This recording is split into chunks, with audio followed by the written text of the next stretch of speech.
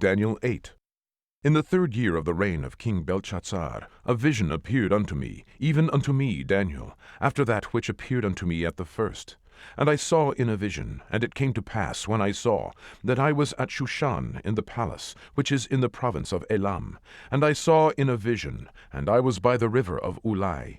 Then I lifted up mine eyes, and saw, and behold, there stood before the river a ram which had 2 horns, and the 2 horns were high, but one was higher than the other, and the higher came up last. I saw the ram pushing westward and northward and southward, so that no beasts might stand before him. Neither was there any that could deliver out of his hand, but he did according to his will, and became great. And I was considering, behold, an he-goat came from the west on the face of the whole earth, and touched not the ground.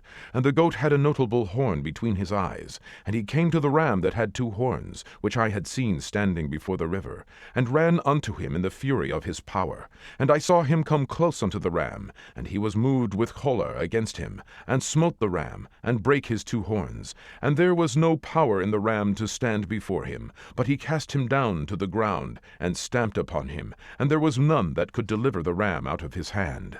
Therefore the he-goat waxed very great, and when he was strong, the great horn was broken, and for it came up 4 notable ones toward the 4 winds of heaven.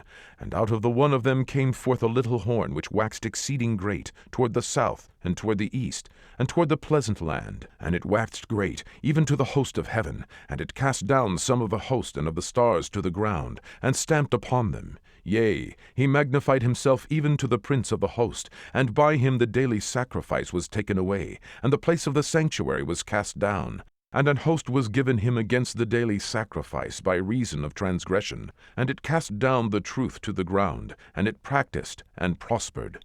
Then I heard one saint speaking, and another saint said unto that certain saint which spake, How long shall be the vision concerning the daily sacrifice, and the transgression of desolation, to give both the sanctuary and the host to be trodden under foot? And he said unto me, Unto 2,300 days. Then shall the sanctuary be cleansed.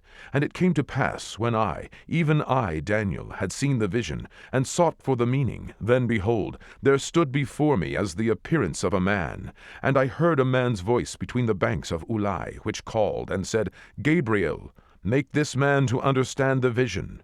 So he came near where I stood, and when he came, I was afraid, and fell upon my face. But he said unto me, Understand, O son of man, for at the time of the end shall be the vision.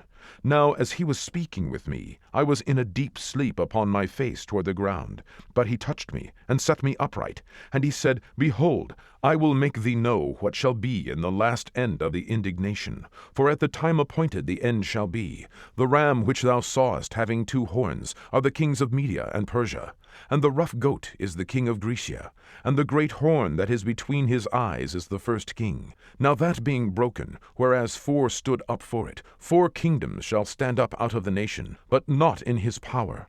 And in the latter time of their kingdom, when the transgressors are come to the full, a king of fierce countenance, and understanding dark sentences, shall stand up.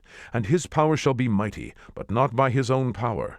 And he shall destroy wonderfully, and shall prosper, and practice, and shall destroy the mighty and the holy people.